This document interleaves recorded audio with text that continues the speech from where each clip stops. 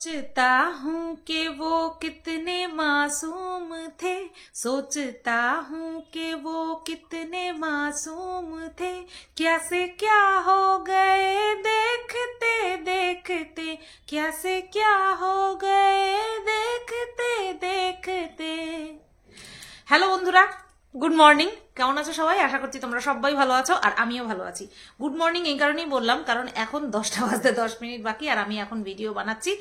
আর আমার এখন সমস্যা হচ্ছে মাথার মধ্যে, তার জন্য আমি বেশি চাপ দিচ্ছি না, ভিডিও করার ক্ষেত্রে বেশি চাপ দিচ্ছি না, কারণ এটা সিরিয়াস কিছু নাকি এমনি হচ্ছে সেটা বুঝতে পারছি না। বেশ কিছু মাস আগে আমার যখন কথা বলতাম, ভিডিও করার সময় কথা বলতাম, তোমরা খেয়াল করবে আমি ঠিক এইভাবে গলাটার উপরে আস্তে আস্তে হাত বোলাতাম, কারণ আমার গলার ভেতরে চুলকাতো। ঠিক আছে, গলার ভেতরে চুলকাতো। তারপরে দেখলাম আস্তে আস্তে সেটা ঠিক হয়ে গেছে।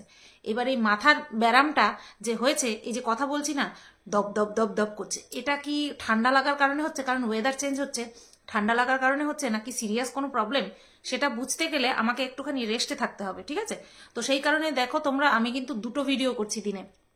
এক তো আমার ওয়াইফাইতে প্রবলেম হচ্ছে, মানে বন্ধ হয়ে পড়ে রয়েছে, তার মধ্যে আমার এই শরীর খারাপ, তার জন্য আমি দুটো করে ভিডিও করছি রাত্রেবেলা। আর চাপ দিচ্ছি না, নিজেকে প্রেশার দিচ্ছি না, ফোর্স করছি না। তো তোমরা আমার টাইটেল থাম্বনেল দেখে, আমার মানে এই ভিডিও টাইটেল থাম্বনেল দেখে বুঝতেই পেরে গেছো আজকের টপিক হচ্ছে ম্যান্ডি এবং স্যান্ডি, এবং বিষয়টা একটু সিরিয়াস, এবং এমন কিছু কথা বলবো যেটা কিনা তোমরা জানো না, এবং আমার মনে হলো এটা তোমাদেরকে জানানো উচিত। ঠিক আছে, বড় মনের পরিচয়, বড় মনের পরিচয় দিয়েছে, সবাই চিল্লাচ্ছে না যে আমি ওদের সাথে এত অন্যায় নাকি করেছি, আর ওরা বড় মনের পরিচয় দিয়েছে তারপরেও।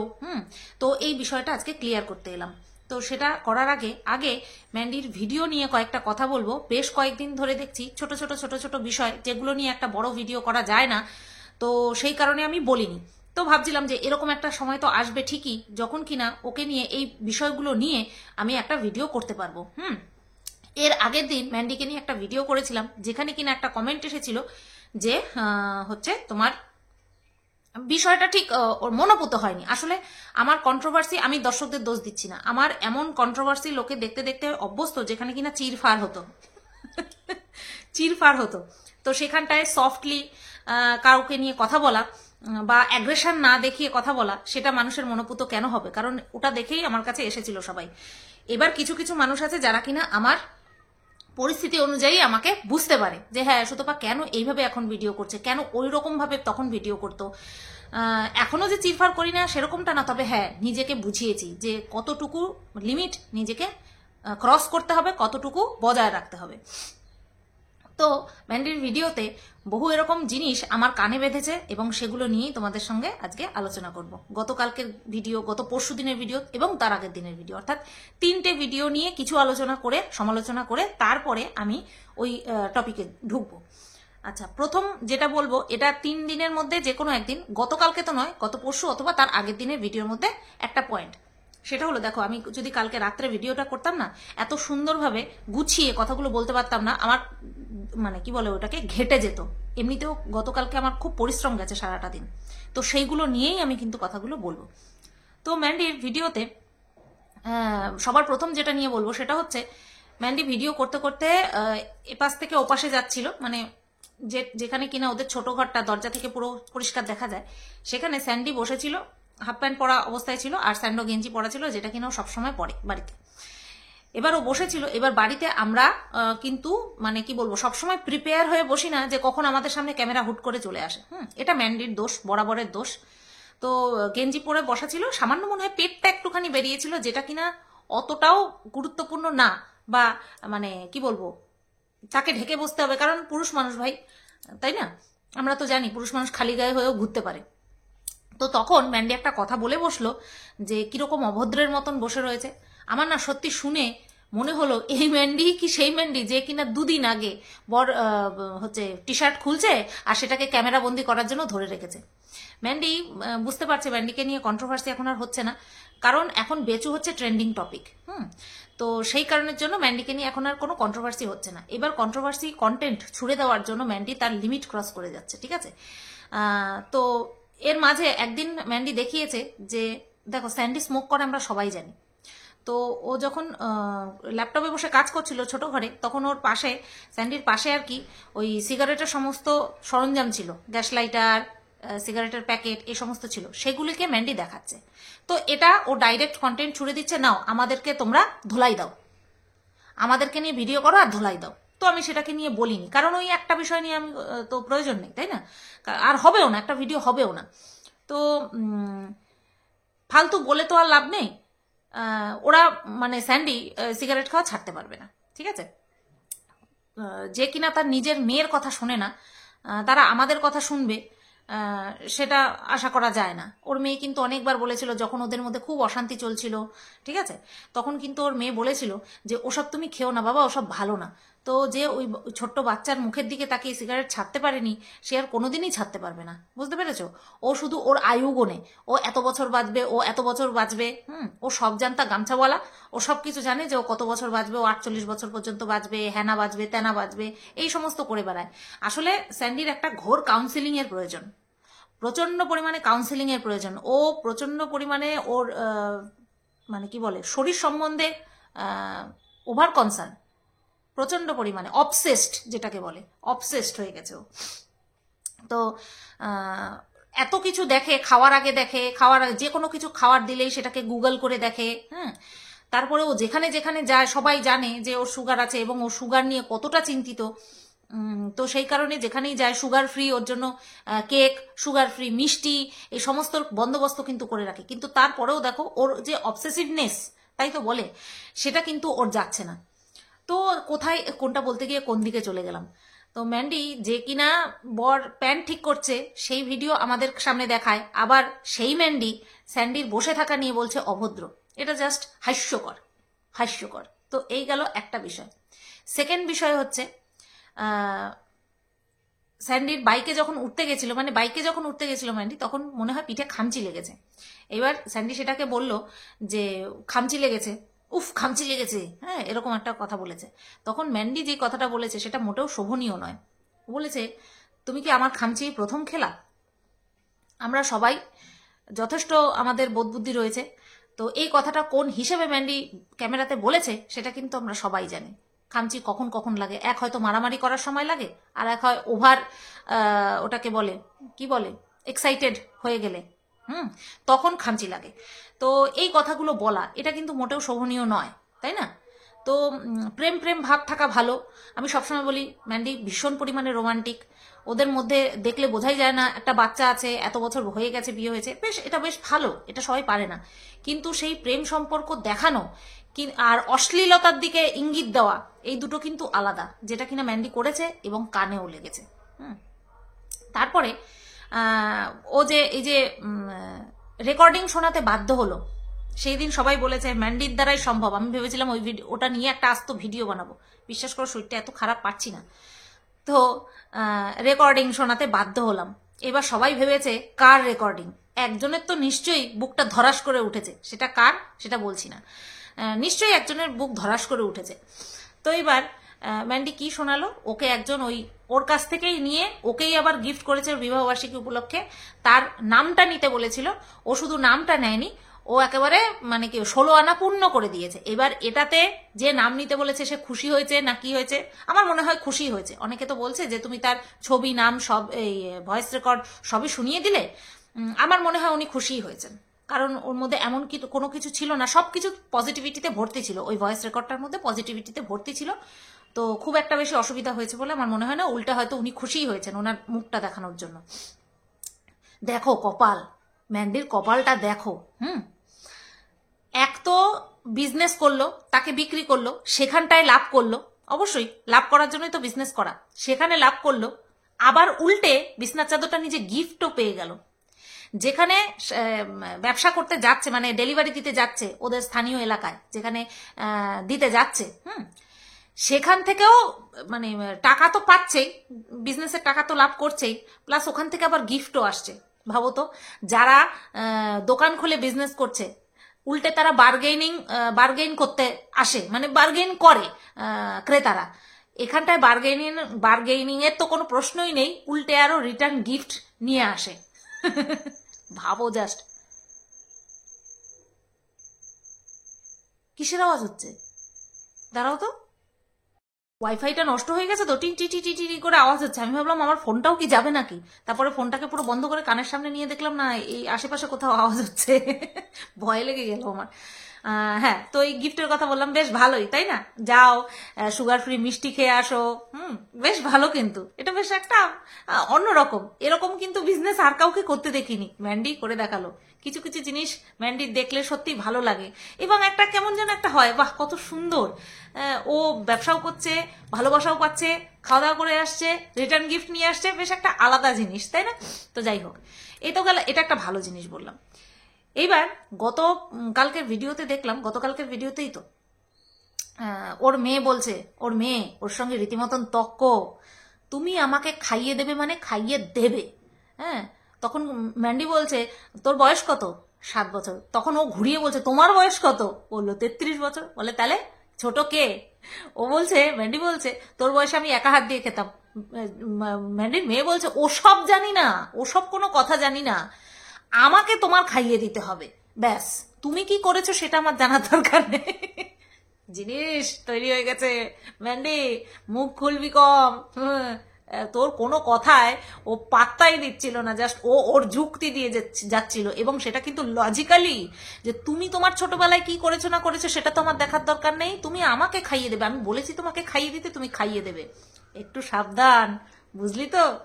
বাই দ্য ওয়ে, বাচ্চারা যখন ক্যামেরা করে দেখবে, ওদের একটা শ্বাস প্রশ্বাস নেয় না, সেটার একটা আধো আধো আওয়াজ আমার খুব ভালো লাগে। তো খুব ভালো লাগে যখন ও কথাগুলো বলে ক্যামেরার এই পাশে ধরে, হ্যাঁ খুব সুন্দর লাগে। যখন বেরোচ্ছিল তখন কি বলছে যে ও মাকে আজকেও শুয়োর খাবে, শুয়োরের মাংস না, গোটা শুয়োর। এটা হঠাৎ করে কিসের জন্য বললাম? ম্যান্ডির গতকালকের টাইটেল, ওর গতকালকে যে টাইটেলটা দিয়েছে ম্যান্ডি, মানে ফ্রাস্ট্রেটেড হয়ে যাচ্ছে, ওকে নিয়ে কেউ কন্ট্রোভার্সি করছে না তো, ও মারাত্মক পরিমাণে ফ্রাস্ট্রেটেড হয়ে যাচ্ছে, যে কন্ট্রোভার্সি করবি না আমাকে নিয়ে, এমন টাইটেল দেব আমাকে গালি দিতে বসে যাবি। সত্যি বলছি, গতকালকে ম্যান্ডি যেই টাইটেলটা দিয়েছে তাতে ও 1001খানা যদি ওকে গালি দেওয়া যায় কন্টিনিউয়াসলি, সেটাও কম হবে, সেটাও কম হবে। কন্টেন্ট ছুড়ে দেওয়ার জন্য বা কন্ট্রোভার্সি করানোর জন্য এত জঘন্য একটা টাইটেল একমাত্র ম্যান্ডিই দিতে পারে, একমাত্র ম্যান্ডি দিতে পারে। আমাদের এই যে জীবন, যতদিন ফাইট করব ততদিনই জীবনের মজা, যতদিন বাঁচবো ততদিন মজা, মরে গেলেই তো সব শেষ হয়ে গেল তাই না? প্রচন্ড পরিমাণে বলে না ডেসপারেট হয়ে গিয়ে ও টাইটেল থাম্বনেল বা ভিডিও করে, যাতে করে মানুষে দুটো গালাগালি দিলেও ওকে নিয়ে চর্চা করে।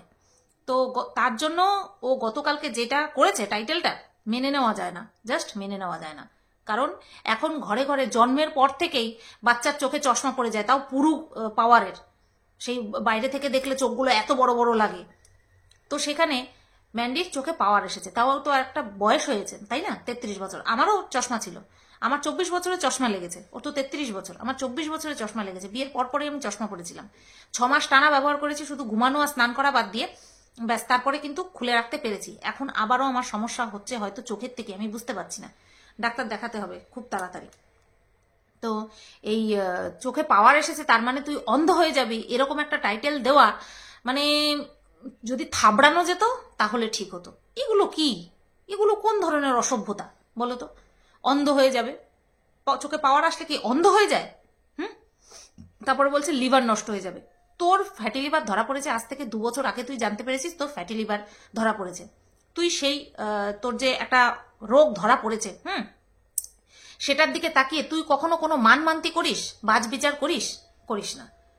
তাহলে তোর লিভার যদি নষ্ট হবে, তাহলে আমি বলবো সেখানে কোনো সিম্প্যাথি তুই পাবি না।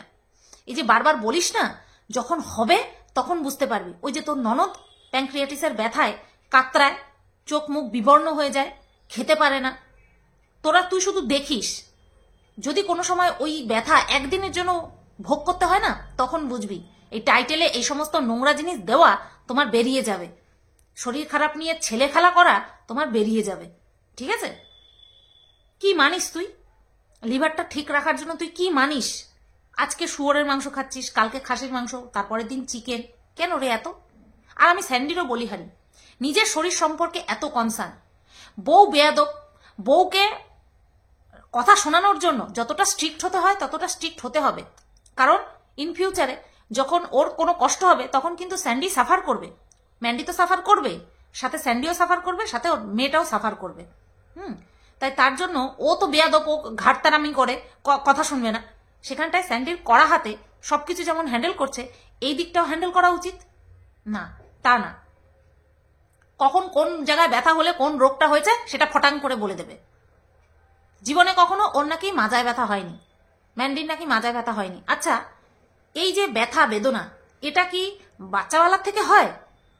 এটা এই বোন ডেন্সিটি যখন কমতে থাকে, আর সেটা ওই আফটার 30 মেয়েদের মধ্যে, মহিলাদের মধ্যে কিন্তু হওয়া শুরু হয়। ক্যালসিয়াম ক্ষয় হতে থাকে, ক্যালসিয়ামের কমতিতে মহিলাদের জয়েন্টে জয়েন্টে ব্যথা শুরু হয়। তো কোনোদিন হয়নি মানে কোনোদিন হবে না, এরকমটা তো ভাবা ভুল। প্রথম ব্যথা হয়েছে, মাজায় ব্যথা হয়েছে, ওই জায়গাটা দেখে স্যান্ডি কি বলে দিল? কিডনিতে ব্যথা, কিডনির প্রবলেম। এখানে কি করছে স্যান্ডি? এখানে কি করছে? ও তো মানে বলে না, এক একটা ডাক্তার এক একটা বিষয় স্পেশালিস্ট হয়। স্যান্ডি হচ্ছে সব বিষয় স্পেশালিস্ট একটা ডাক্তার। শুধুমাত্র পড়াশোনাটা করেনি ডাক্তারি, আর হচ্ছে লাইসেন্স নেই, ওইটাকে কি বলে, রেজিগনেশন নাম্বার না ডেজিগনেশন নাম্বার, যেটাই বলে, সেটা ওর নেই শুধুমাত্র। বাদ বাকি কিন্তু ও মানে ওই এখানে ব্যথা হচ্ছে, ও এই প্রবলেম, ওখানে ব্যথা হচ্ছে, আরে গ্যাসের ব্যথাও তো হতে পারে, আরে অতিরিক্ত পরিমাণে বেরোনো হচ্ছে সেই জন্যও তো ব্যথা হতে পারে। একটা ঝপাং করে একটা কথা বলে দিলেই হলো। তো যাই হোক, তারপরে মেলায় যাওয়া নিয়ে ম্যান্ডি যেই আদিক্ষেতাটা করলো, সত্যি বলছি একটা ছোট্ট বাচ্চাও এরকম আদিক্ষেতা করে না। আর ওটা বই মেলা ছিল নাকি সার্কাস? সার্কাসে গিয়ে দেখলি সার্কাস আর নেই, ভালো করে মনে করে দেখিস তো, যে বই মেলায় গিয়ে দেখলি মেলা শেষ হয়ে গেছে, নাকি সার্কাস দেখতে গিয়েছিলিস তখন দেখলি সার্কাসটা শেষ হয়ে গেছে, ভালো করে মনে করে দেখিস। আমার তো মনে হচ্ছে সার্কাসের ক্ষেত্রে। কিন্তু তুই মেলায় যাওয়া নিয়ে আমি কত ভালোবাসি, তুই যে কত ভালোবাসিস, সত্যি বলছি, মানে তা ঠাউর করা যায় না। তুই কোন জিনিসটা ভালোবাসিস না, তাই আমি শুধুমাত্র ভাবি আমি এটা কত ভালোবাসি, ওটা কত ভালোবাসি, সব ভালোবাসি আমি।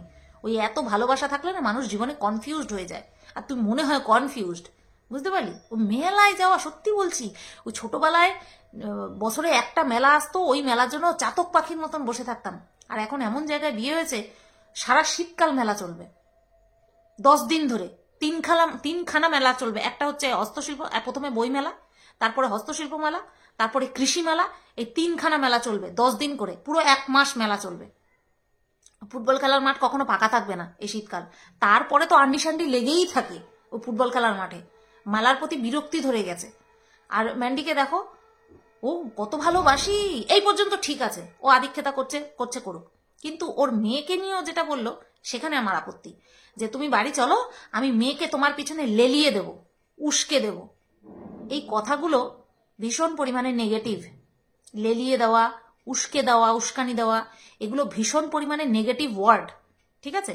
আর সেটা তুই তোর বাচ্চার ক্ষেত্রে প্রয়োগ করবি বলে বলছিস, কোনো সময় এগুলো করবি না, কোনো সময় এগুলো করবি না। আজকে তুই তোর মেয়েকে যদি এই মেলার জন্য লেলিয়ে দিস, এরকমটা হতে পারে ভবিষ্যতে অন্য কোনো সিরিয়াস বিষয়ের জন্য তোদের মাথা খেয়ে নিল, তখন কি করবি?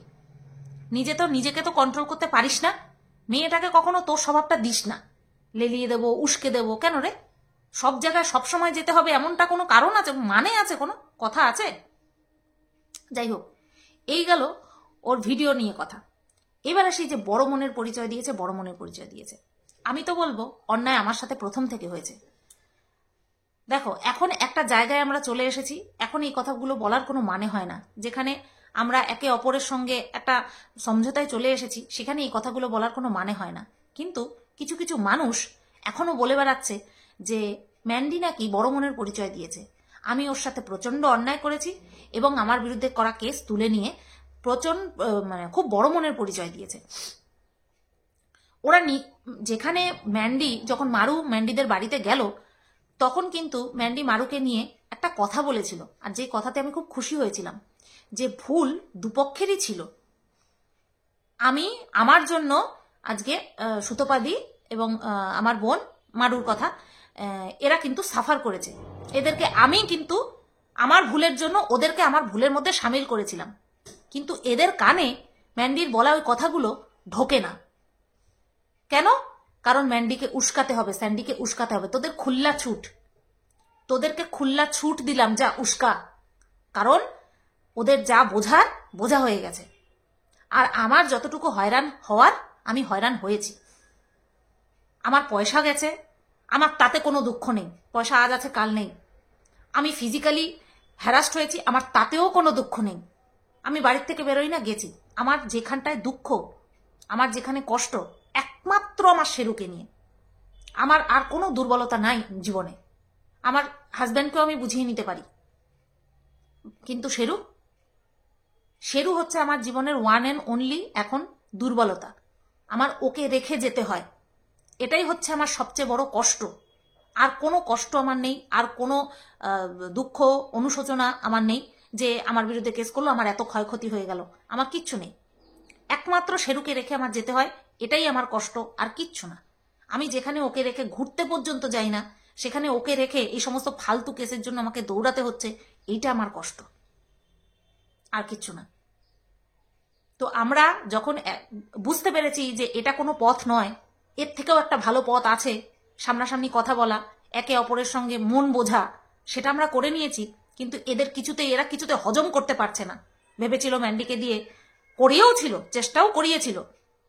ওরা বুঝতেও পারেনি যে আমাকে কোন ধ্বংসের পথে নিয়ে যেতে চেয়েছিল, ফেক কেস দিয়ে, মিথ্যে কেস দিয়ে, যেখানে ওই বাচ্চাটাকে নিয়ে আমি ভালোবাসা ছাড়া, ভালো কথা বলা ছাড়া কখনো কোনো খারাপ কথা বলিনি। যা বলেছি ম্যান্ডিকে বলেছি, স্যান্ডিকে বলেছি, বাচ্চাটাকে কখনো বলিনি। সেই বাচ্চাটাকে কেন্দ্র করে আমাকে, মানে কি বলবো, আমাকে ধূলিসাৎ করে দেওয়ার চেষ্টা করা হয়েছিল। হলো কি? আরে উপরে বসে আছে তো একজন, উপরে একজন বসে আছে, কিছুতেই এত বড় সর্বনাশ বিনা কারণে কারোর হতে দেবেন না উনি। তাহলে চিন্তা কি বলতো? আজকে কি ম্যান্ডির সাথে আমি বলেছিলাম যে প্লিজ আমার কেসটা তুলে নে? বলেছিলাম? বলিনি। উনি আছেন, কাউকে না কাউকে উনি পাঠিয়েই দেবেন, তো পাঠিয়ে দিয়েছেন, ওরা বুঝেও গেছে। আর সেখানটা থেকে আমরা উঠে এসেছি, ওভারকাম করে এসেছি। এটা সহ্য হচ্ছে না, তাহলে আরো সহ্য হবে না। আরো একটা কথা বলি, তোরা আরো জ্বলে পুড়ে ছাই হয়ে যা। সেটা হলো, জামিনের টাকা ম্যান্ডি দিতে চেয়েছিল, ঠিক আছে, আমাদের দিতে চেয়েছিল। আমার একটাই কথা, দিতে চেয়েছিল না, দিয়ে পাঠিয়ে দিয়েছিল টাকা। ও প্রথমেই বলেছিল যে তোরা 1 টাকাও দিবি না, যেহেতু কেসটা আমরা করেছি, তার জন্য যা টাকা খরচ হবে আমরা দেব, তুই কিন্তু 1 পয়সা দিবি না। আমি তো মনে মনে ভেবেই রেখেছিলাম, টাকা পয়সার সম্পর্ক দুনিয়াতে সবচেয়ে খারাপ সম্পর্ক। আর আমার একটা ক্রিটিক্যাল সিচুয়েশনে আমি মানুষের কাছে অর্থ সাহায্য চেয়ে, যারা দিয়েছে তারা সবাই হয়তো রিগ্রেট ফিল করে না, কারণ আমি তাদের টাকা নিয়ে নষ্টামি করিনি, ফুর্তি করিনি, কোনো কিছু করিনি। কাজের কাজ করেছি, চেষ্টা করেছি, কাজের কাজ অর্থাৎ চেষ্টা করেছি। তো সেখান থেকে বেরিয়ে আমি তো ভগবানকে বলি, আমি মরে যাব, তারপরেও আমি কারো কাছ থেকে টাকা ধার চাইবো না বা সাহায্য চাইবো না। মরে যাব তাও ভালো, সাহায্য আর চাইবো না, টাকা নিয়ে কোনো কথাই হবে না কারোর সাথে। তো ম্যান্ডি কিন্তু আমাকে টাকা পাঠিয়ে দিয়ে, যেই পাঠিয়েছে না, ফট করে আমার ফোনটা হাতেই ছিল। আমি, কি হলো, ম্যান্ডি আমাকে টাকা পাঠালো? আমি 7 ফোন করেছি। আমি, তোর সাহস কি করে হলো, তুই আমার টাকা পাঠালি? বলছে, না আমার খারাপ লাগবে, তুই রাখ, আমি আমার জন্য হয়েছে, আমার জন্য তোর টাকা পয়সা যাচ্ছে, আমি চাই না আর তুই খরচ করবি না, এটা আমার তরফ থেকে আমার ভীষণ খারাপ লাগবে তুই যদি না নিস। তখন আমি একটাই কথা বলেছিলাম, এই যে তুই টাকা দিলি, তোর সঙ্গে আর কোনোদিনও সম্পর্ক থাকবে না। এবং সেটা আমি এতটাই সিরিয়াস ভাবে বলেছিলাম, ও বুঝতে পেরে গেছিল। তখনও সাথে সাথে বলেছে, না না না না, তাহলে ঠিক আছে তুই ফেরত দিয়ে দে। তার মানে কি? তার মানেটা কি? ও আমার সঙ্গে সম্পর্কটা ঠিক রাখতে চায়। ও চায় না আমি ওর উপরে অভিমান করি, এটাও চায় না। আমি সাথে সাথে সেই টাকা ওকে ফেরত দিয়ে দিয়েছিলাম। তখন উল্টে আমাকে বলেছিল, যা তুই খরচ কর, যা, আমি আর কিছু বলবো না। আমি একটাই কথা বলেছিলাম, টাকা পয়সা আজ আছে কাল নেই, আত্মসম্মান সেটা আমৃত্যু থাকবে আমার কাছে, ঠিক আছে? নে জল এবার। ম্যান্ডি খোঁজ টাকা দিতে চেয়েছিল, আমি নিইনি, সেটা আলাদা বিষয়, কিন্তু দিতে তো চেয়েছিল। বল বল বল, জল জল জল জল, জ্বলে পুড়ে ছাই হয়ে যা, পুরো জ্বলে পুড়ে ছাই হয়ে যা, ঠিক আছে? ম্যান্ডিকে নিয়ে কন্ট্রোভার্সি করার যদি টপিক পাই অবশ্যই করব, ছেড়ে দেব না, কারণ এটা আমার কাজ। আর অযথা কষ্ট দেব না, কাউকে দেব না, XYZ কাউকে অযথা আমি কষ্ট দেব না। ওপরে একজন আছেন, উনি ঠিক দেখে নেবেন। সবাই তোমরা ভালো থেকো, সুস্থ থেকো। ভিডিওটা কেমন লাগলো অবশ্যই কমেন্ট করে জানিও।